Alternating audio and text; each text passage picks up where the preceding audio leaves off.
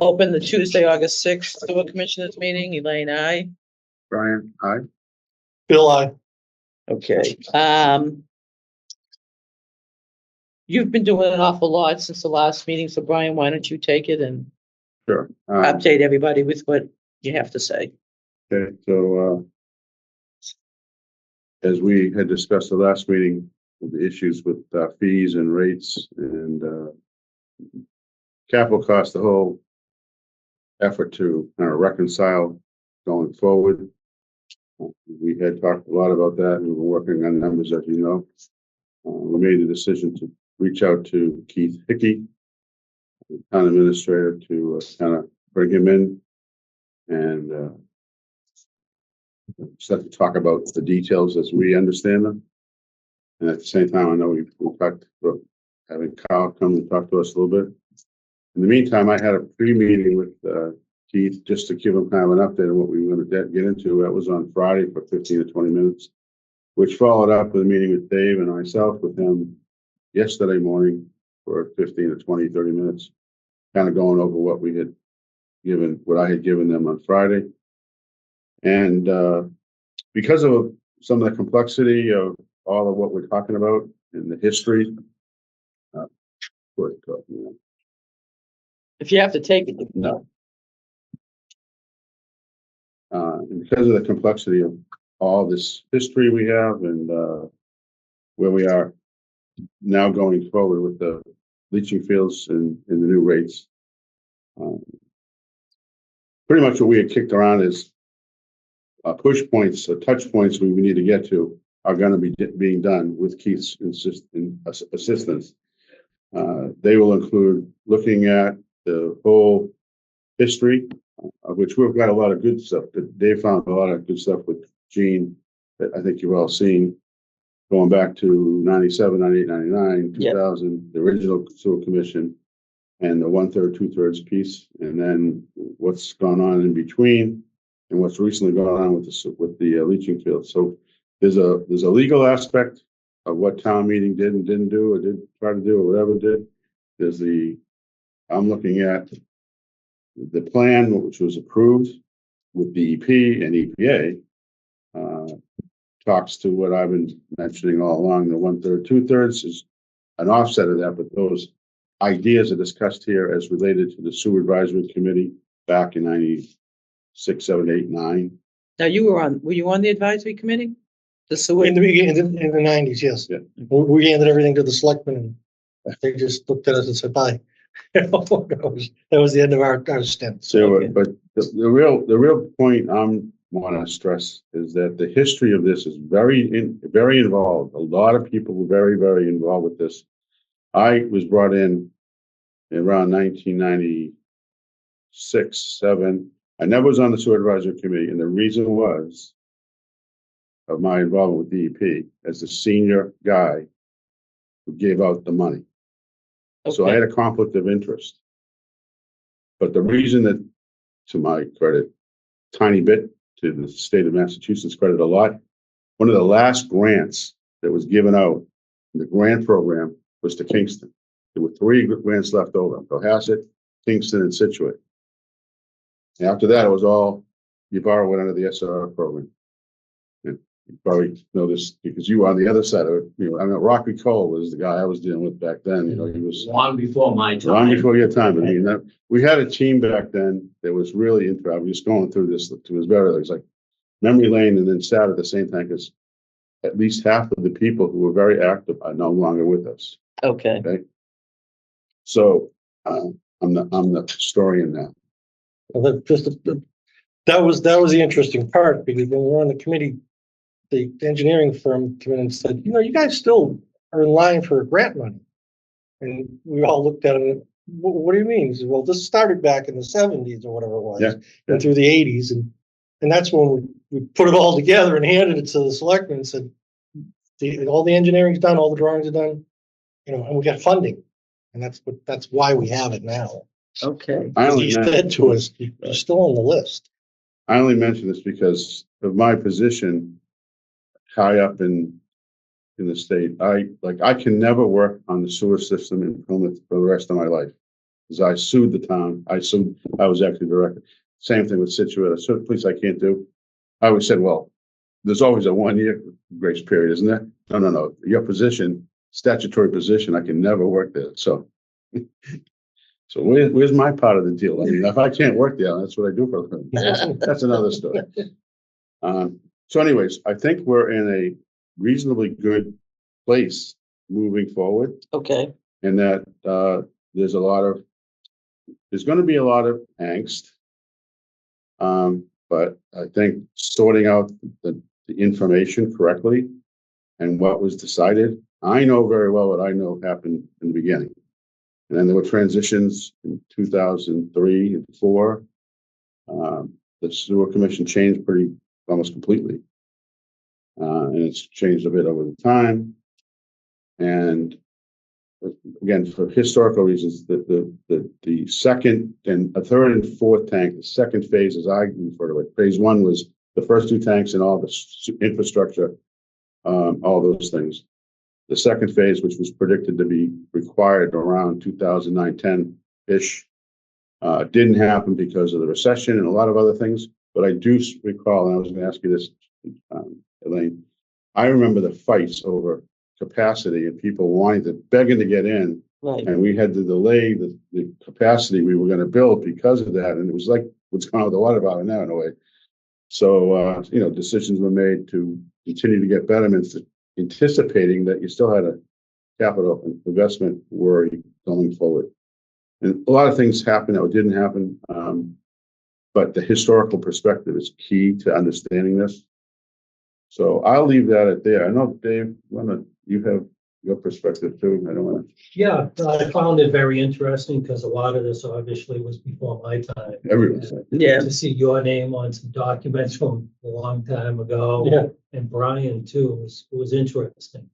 I won't get into a lot of it, but I did put together a short packet for each of you to look at. Yeah.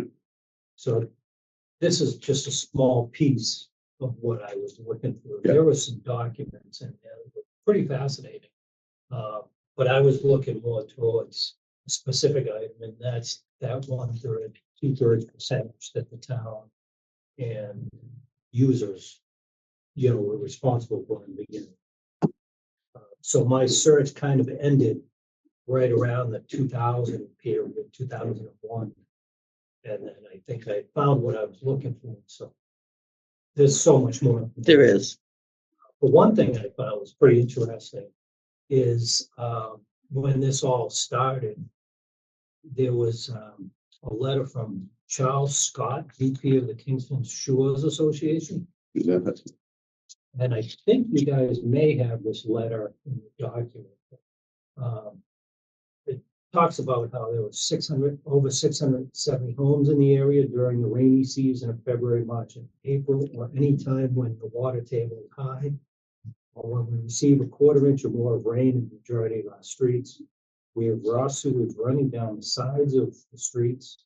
We have large puddles from 1 to 2 inches deep, many times running across the street, then down the street and into drains and out into the bay that are highly contaminated. So it continues on that during these times, in the evenings, the stench from raw sewage water is so bad, one doesn't wish to go outside the house. So this is pretty, Yeah. raw information. from Yeah. Back then.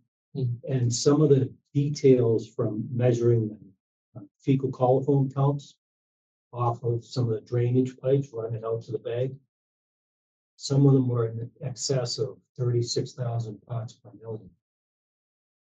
And now I pulled up a report just recently that, some of these numbers are 29. So you're talking, Just 2.9, not 36,000. yeah, some of the counts less than 1.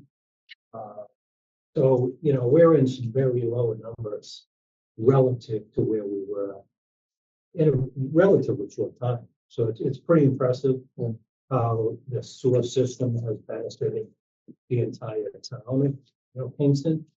And, If I may, when it's I was just on the board- everyone using the I was on the bathroom. Board of Health from '94 on, and we were closing the beaches every day during the summertime. Yeah. If you want backup information on how bad it was, just go back into our archive and check all the reports, the weekly reports. Right. Yeah. And then after the sewers went in, almost immediately, the numbers dropped dramatically. Yeah, there was one notation at down by the marina, that there were a few places right off the river stream and that Marsh Road area that had direct discharge Oh, yeah. to the ocean. Oh, yeah, there Not was some of them even- in the note too. Yeah, And all through Rocky Nook, Yeah. when they were putting in the sewers and stuff, you could look in the manhole covers and you could see a white pipe coming in. Boundary Lane, as the T was remodeling at the time and they were digging up, they called us up.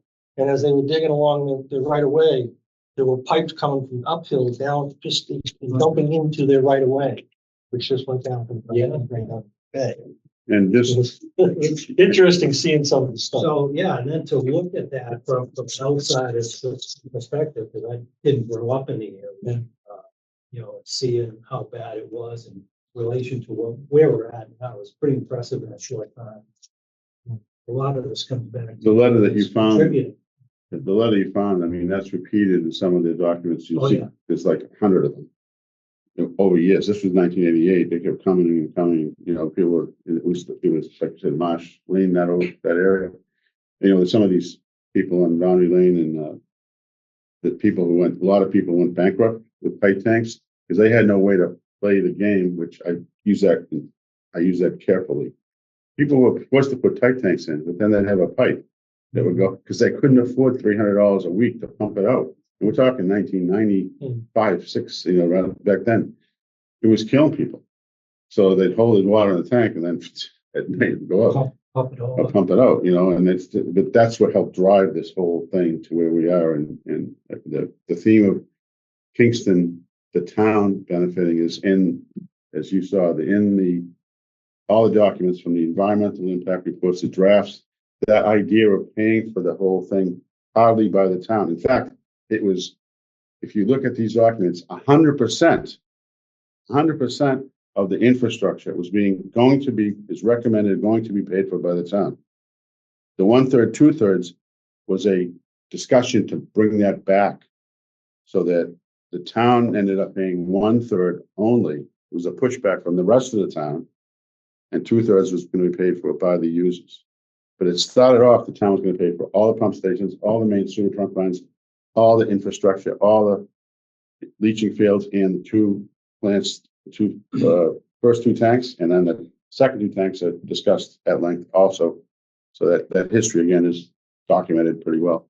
So kind of wrap this, I know Carl was like to chime in on this a little bit, but just where we are is Keith is going to go back and start to line up these touch points with the council, talking with the accountant. I know David had a phone call that I guess just went to voicemail, but keeping Dave and Gene involved with the accounting money side of this, just to kind of put the story together. And so we have a really, as tight as it could be, history.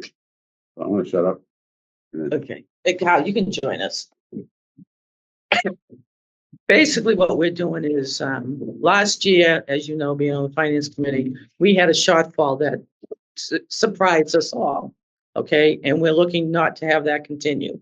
So we're looking at our rates for user fees and betterments. So before we set any numbers to anything, we're trying to get our revenues lined up. We seem to be okay with the user fees as far as reconciling the accounts with what's coming in. We're having a real difficult time with the betterments, what's been paid, because I look at things as we have 2 different buckets. We have user fees for the operating budget, and we have betterments for the infrastructure costs, the debt. That all gets consolidated into one account. And that's where we lose the distinction as far as a layperson is looking at it. So we're looking to see if we can pick your brain, have you work with us to try to see how we can better understand the betterment revenues. Yeah, I have very little history with this at all. But where I might be able to help is working with the finance people here, whether it's Carol or Carol's replacement, to better understand the the accounting that's happening when the betterments payments come in, or when we accrue the betterments and the operating income, et cetera, and trying to just, be able to maybe almost an intermediary to explain it from the accountant's point of view to me, to you people. And I'm more than willing to do that. Okay. I thought the first thing I would like to do is take a look at, in general, at a very high level, a little bit of history. And you scared me when you started to talk about 80s and 90s, because I was thinking about 5 years. But to me, that would get an idea if I looked at the revenues and the expenses for the last 5 or 6 years, and just try to see if anything stands out as being different. Okay, and that's very good. I mean, because we have part of my disconnect is on properties where they've been paid in full. The properties have been sold, so the liens have been released, and we should have a bucket of money for those early payoffs. That we're accruing or bringing into the revenue stream on an annual basis over a period of time. Exactly. I would think. And I don't know where they are. To give an example, with Trammell Crow and the apartments, they paid their betterment in full, 3.2 million. We used 1.6 of that to pay off the ban, leaving 1.6 in an account to then draw on for the next 20 or 30 years. So I know it's there, but in addition to that, where's the other property payoffs type of thing? And how does that all mesh? Yeah, well, that's where those types of things that, I might understand something coming through Carol, through the accountants, better than you people without a little bit of interface and interaction. So I'm more than willing to do that. I think I've always worked well with Keith and everybody. And so, one of my jobs would be to say, hey, we're in this together. Yeah. So I'm not trying to look over anybody's shoulder. I'm not trying to question anything, but I'm trying to help people better understand what you're telling them, what we're doing. And that's it. I think we've taken it just about as far as we can, not having the background that you have, or Carol or anybody else here. And I'm glad you raised that point about the team. I've tried to stress that too, that we're in this to figure out the truth. Going back, it's to me, it's simple, but like anything simple, there's a million simple things that become very complicated after COVID. And I'm looking at 25 years of history in my head, and beyond. And there were periods of time where nothing happened, because of circumstances beyond our control, like the 2 tanks that were added should have been in 2010. They didn't happen until 20 years later. So a lot of history got lost. And why was that done? Why was it important? It's in this document. And it was demanded to be done, had to be done. And I thought I had this one piece of paper that July 25th, this year, the beaches were closed. It had nothing to do with rain. It was enterococci bacteria, that's human waste, shut down Grays Beach. So goes to my point of, we're not done yet. Even though we've done a really good job, we're not done yet. We still have human waste somehow getting into that. And these are the 800 or 900 people, homes that are on this plan to be hooked up, and they haven't been hooked up. Some of them paid betterment, some of them are sitting there waiting, some of them are vacant lots that want to be built on, but many of them are producing waste that intermittently is causing Jones River shellfish beds to be closed. It's not nearly as much as it was. So, but the team effort is a key part of what I think. It's a lot of pieces here, and we can figure this out to everyone's satisfaction. We seem to talk a lot here today about 1/3, 2/3. Now, I recognize from the history where the first $1 billion that was spent was 1/3 the town. And I know there's like a $200,000 annual charge that the town in effect eats. Are we talking about any new costs going into this 1/3, 2/3? Well, basis? it's a review of all the history and see what the history says. Okay. That's a pending question. We don't know the specific answer to that.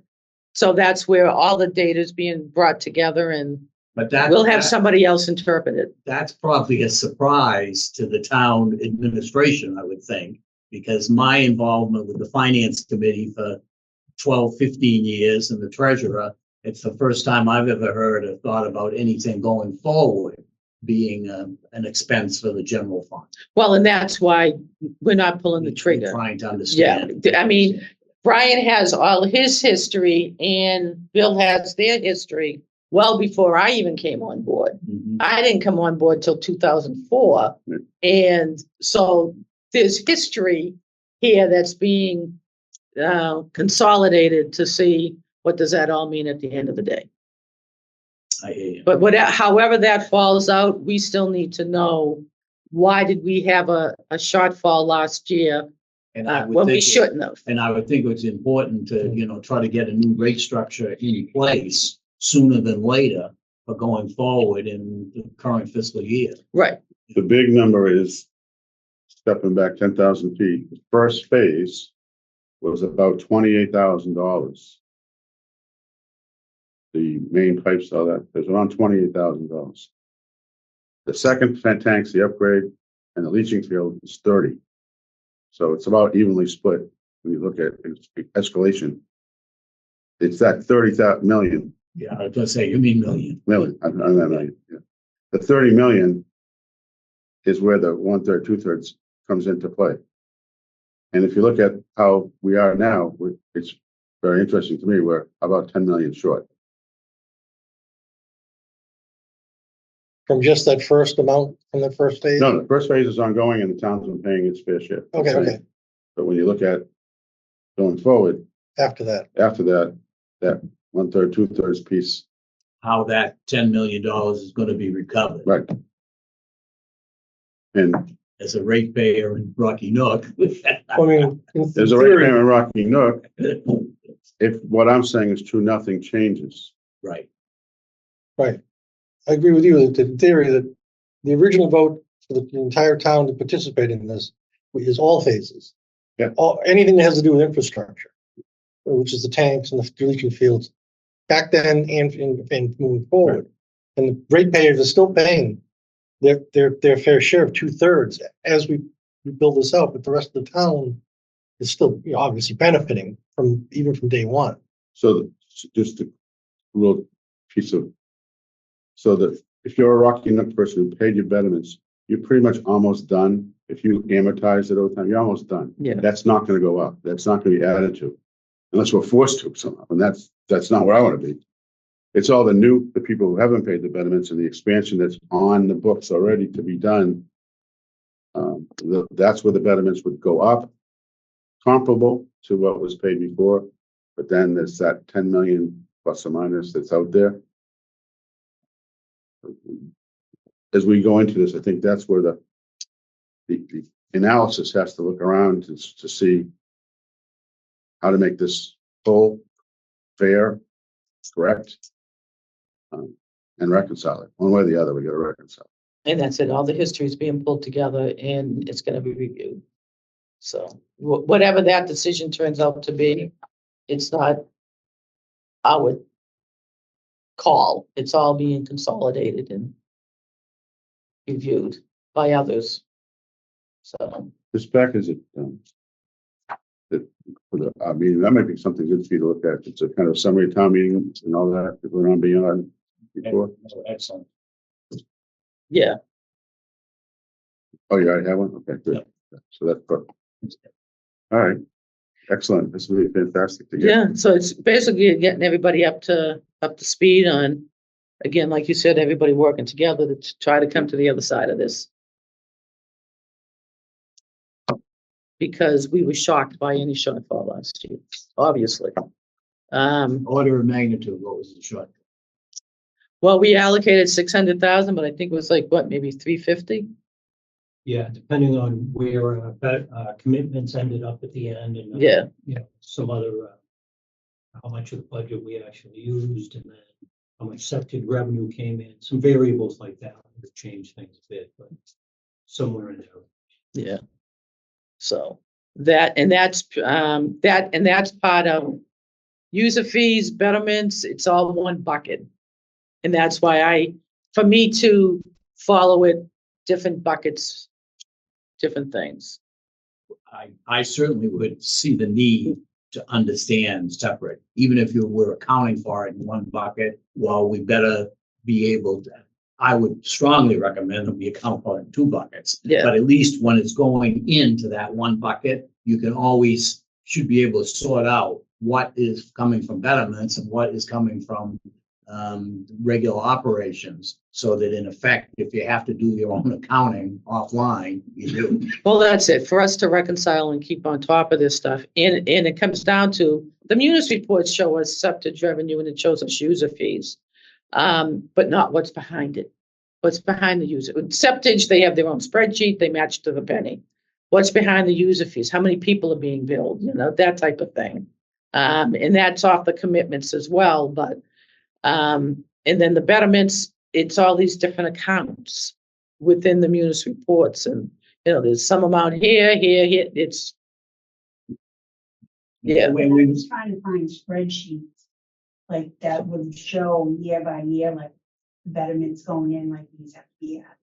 And I only found like a few years. Yeah, because the only years that they were added were pretty much this recent phases. Prior to that, they were chunks. Like all of Waukee got added at one swell, and then this, but I call it second phase. The other half of down to the Kingston, down to Duxbury line close. Kingsbury, that was all added. And now we've just got this big group that came with the plan expansion. And then there'll be hopefully another group when the fourth tank is sold. That's key to selling the fourth tank. the town of Kingston, and all the additional commercial projects we want to have. Economic growth, If you can't tell, I'm somewhat down on Kingston, always fighting every single commercial. But we're gonna Project that talk, comes because in. right on, this is, now you're talking my language. I talked to Keith a lot, way back when I got appointed to fill in the last term. I said, Keith, the problem with this whole thing is money. yeah, And it's, no, it really isn't. Yes, it is. But there's a study going on right now. That I guess Valerie's involved with. Keith made me aware of it. A 3.25 study, which is focused on commercial. I think that's exactly where to the betterment part of this equation. I make the point. There's only one restaurant in the entire town that's not on the sewer, and it's Dunkin' Donuts up by the fire station. But every other, and those restaurants would not have expanded. They might have to be out of business if it wasn't with the sewer. So there's a kind of there's the carrot, and that whole corridor still has the benefit with the sewer capacity we now have. You can do all kinds of things, and if we only had, we have some lots there that are on 3A that they have 5 equivalent residential units, Right. in each 5 single bedrooms capacity. We could give them 50. Yeah. You know, of 30, and make something commercially that's a real asset to the town. And if we have the capacity that was meant for that point on the map, here we go. And so we can. That's just another. And then environmentally, it's not expanding. Everyone's worried about we're not expanding. It's just where we have the sewer. right. Oh, what you say is in that plan. Yeah. The original plan. It's very, very clear, by the way, that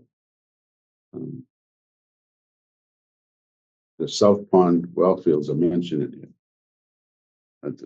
That's why we put the pump station on 106 up to South Street. Because the wells there, we had lost back when I first came in, we lost the Winthrop Street well from the gasoline, the Exxon used to be there before they, and then so that was a major well for the town, gone, never to be used again. And then another well we lost, then the one over by the mall, they put the mall in there, and that became, it was very important well, but it started getting stressed. And then so South Street wells started picking up the slack, and then they went to Crackle Pond and the other expansions revenue, because everything that was used for 100 years all the growth in the contamination made those less likely. So protecting South Street wells is really critical. That's why that's there. And again, Another example. of the another benefits example of the whole town. the long view of these studies were well documented. But again, different people come into the story and what are you talking about? And then Yeah, someone like me who knows the story, and I feel bad about this because I stopped being very active with the town in this period of time, or I would have been out there saying, wait a minute, it's time out. But I wasn't, so that's my fault. no, life happens. I was working on the Everglades. They probably needed Like that to, you're back here. yes, very much so. Because it brings back all the history that I wasn't aware of. Well, thank you. Thank you.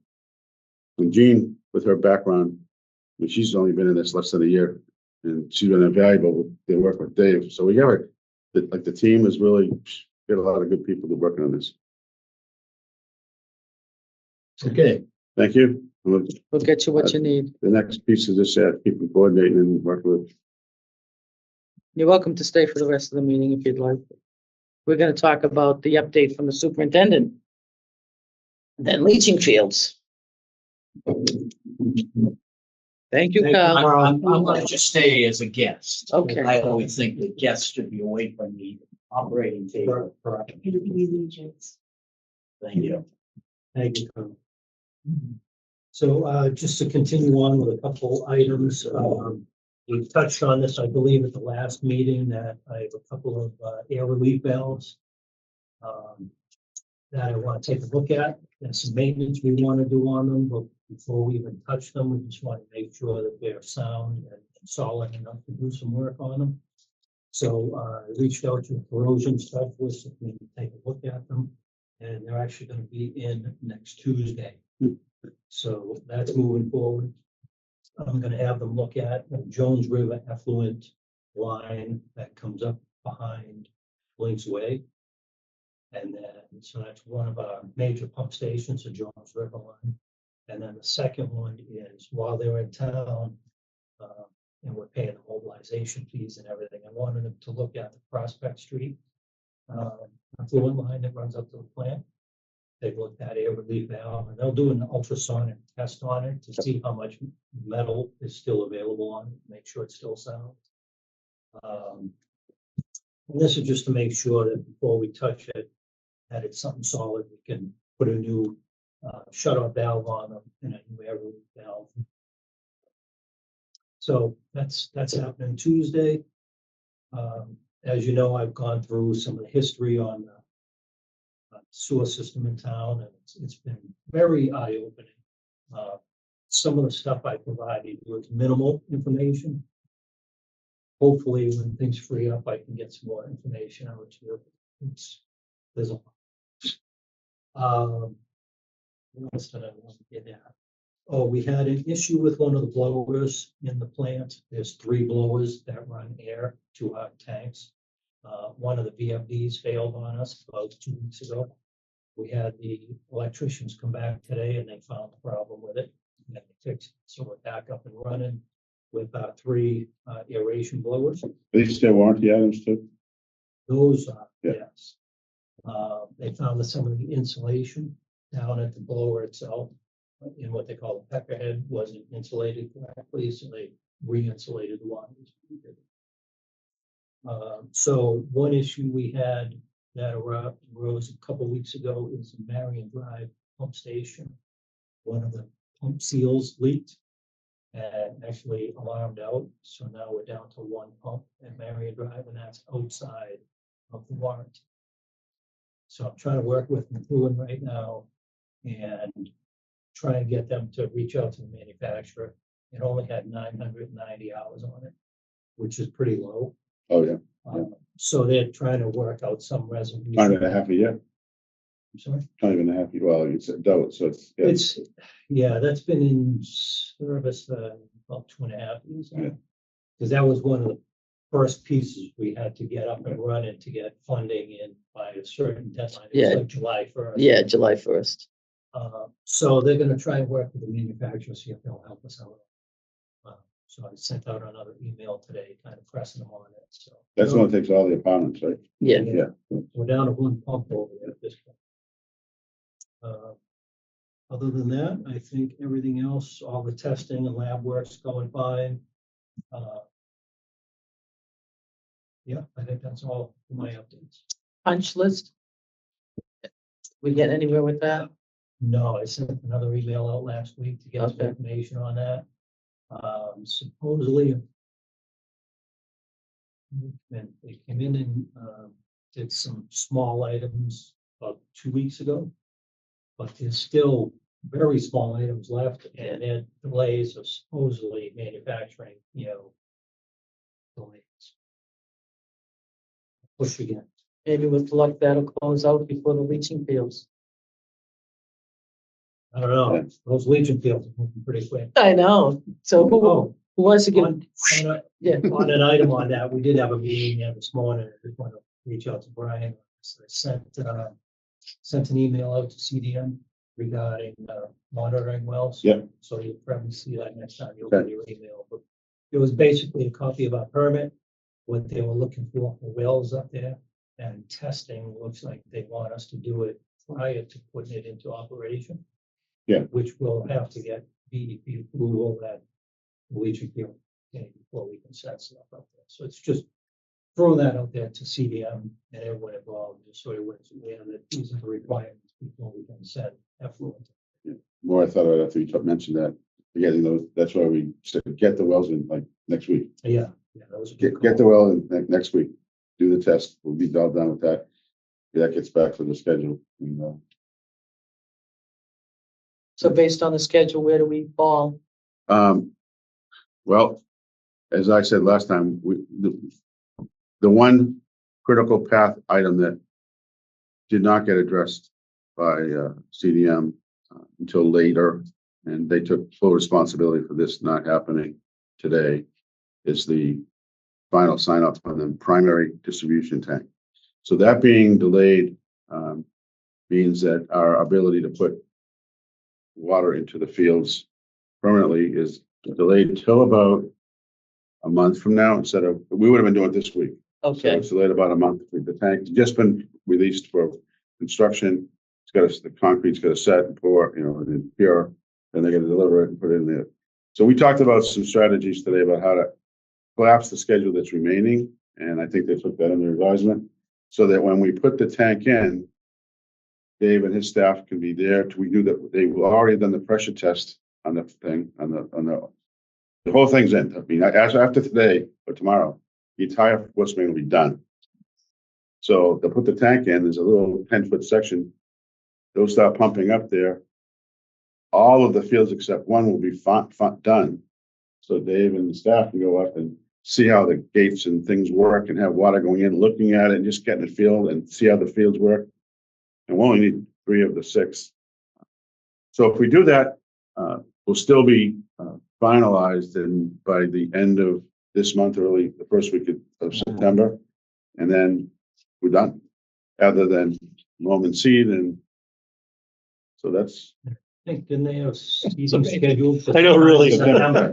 You can't build a house that fast. One month from today, they'll be hydro seeding the site and they'll be walking away. Then they're going to do the patch next spring, which was what we talked about. So other than the hydro seeding going in, they're done. And great job, everybody. Again, teamwork. Wow. I told you we could do it. Yes, and you have exceeded the expectation. Yes, I agree. And stand up in front of town meeting and make a fool of myself for nothing. Wow. You certainly are. You certainly fulfilled Well, the appreciate that. yeah. Yeah. So that's where we are. We're rolling, and now all we have to do is figure out how to pay for everything we've done. Construction company must be pleased that They are. they're moving. I'll tell you, CC. Well, they're doing the water line, and they're doing a great job with that. Oh, wow. Yeah, they're doing that job, and I'm sitting there. I didn't see me. I'm saying, because when we did the sewers, I mean, we had traffic was, what they're doing now to control the traffic, they learned from our mistakes. Because we were shutting down from the Plymouth line to with big wires now. I mean, in phases, but it was bigger sections than they're doing. We had giant sections. We're doing the laterals down the street, down like, if you go up, what's the name of the streets there? Go up between the Jones River, top of the hill and Jones River. Yeah, All those streets, we're doing laterals at the same time because you had to do them at the same time. So there were people living in, they couldn't get to the house for hours at a time because the streets were blocked and the nook was all blocked, they're blocked up, you know, and all those streets are like this big, you know. yep. So, She didn't have Facebook for people to be well, complaining. that's true. Exactly. I said that to my wife. She said the same thing. She goes, you'd be all over, they'd be hating you guys like crazy. And then the next time we did it at night. Yeah. We did Yeah. the night construction. That only cost us, when we put it out to bid, we, just for the heck of it, it was like, okay, what would night construction cost? The construction company came back with $1. That was it, $1 more for night construction. There's a difference between back when we started and all the rest of the projects in the state. I mean, highway that night projects at night would be triple the cost sometimes. 'Cause I used to work on that side of the fence.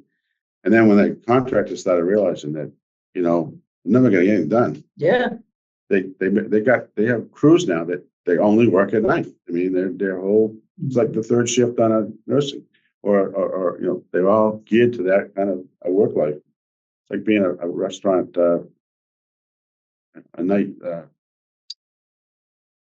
I'm trying to say a waiter, you know, that whole business where you work from 4 o'clock in the afternoon till 2 o'clock in the morning. yeah, That's a whole culture of hundreds and hundreds of people. The working guys and women both are shifted to this. They start working at 8 o'clock, 9 o'clock at night, and they shut down at 5 in the morning. And that's the way they like this. yeah. All right, well, that's good. I'm all done, I think, with my stuff. I don't have anything. Bill? I'm Jean? working on water work. I have a meeting on Thursday. We've collected all of the betterments figures, and we're separating the operating expenses, the betterments, and the user fees. Okay. Now, and if between now and next meeting, you put together a timeline, Yes. once you meet with me, Munis, because, so we'll know when we have to implement and test. So one other item is, that next meeting would fall on, I think, the week of the 21st. And Jeannie has vacation plan that week, and I have vacation plan that week. So let me get. Let's see. So it's the week of the 19th to 23rd. Okay, so we can either, I'd say we push it to the 27th unless something comes up and we meet next week, the end of next week. If nothing comes up, then the 27th, Whatever day you tell me, I'll be okay. But if something comes up, certainly, Yeah. and just, we need the 48 hours. If it's next week.